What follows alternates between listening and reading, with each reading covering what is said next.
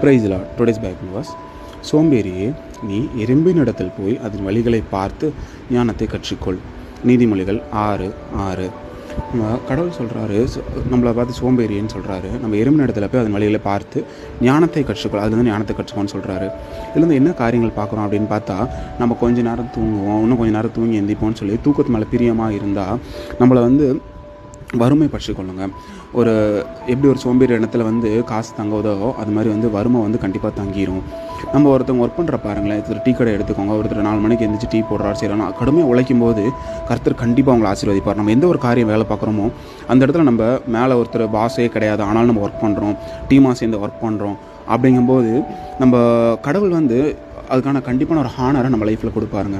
அதே போல் நம்மளை யாரோ பார்க்குறாங்கன்னு இல்லாமல் டெய்லி பைபிள் வாசித்து ப்ரேயர் பண்ணி கடவுளுக்கு பிரியமாக இருப்போம் அப்படின்னா நம்ம கடவுள் எப்படி ஆசீர்வதிப்பாருன்னு யோசிச்சு பாருங்கள்.